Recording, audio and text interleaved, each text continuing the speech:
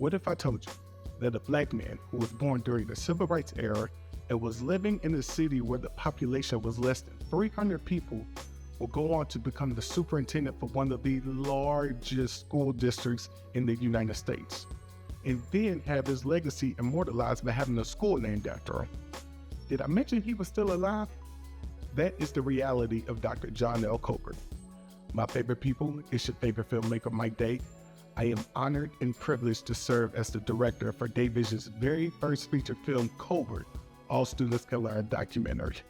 Almost 70 years after Fayetteville, Arkansas's public school integration, Dr. John L. Colbert, the city's first African-American superintendent, cements his historic legacy by having a school named after him. On this very first episode of Colbert, Behind the Scenes series, we will connect the dots between Dr. Colbert and Fayetteville Public Schools by looking at the year 1954. In 1951, Oliver Brown, a parent in Topeka, Kansas, sued the local school board after his daughter was forced to attend an all-black school despite living near a white school.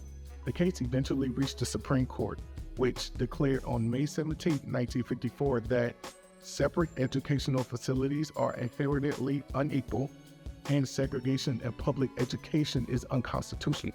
And on September 10, 1954, the Fayetteville Public Schools became one of the first schools in the South to desegregate, paving the way not only for those 7 black students who integrated on that day, and not only for future black and brown students to obtain an equal education, but it also paved the way for their eventual superintendent, Dr. John L. Colbert, who was born 300 miles south of Fayetteville in a city called Rondo.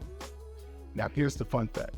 Dr. John L. Colbert was born on August 23, 1954, approximately 2 to 3 weeks before Fayetteville Public Schools officially integrated. When I was researching for this documentary, I have to admit the year 1954 stuck out like a sore thumb, but for all the best reasons. Of course, you have the Brown versus Board of Education ruling.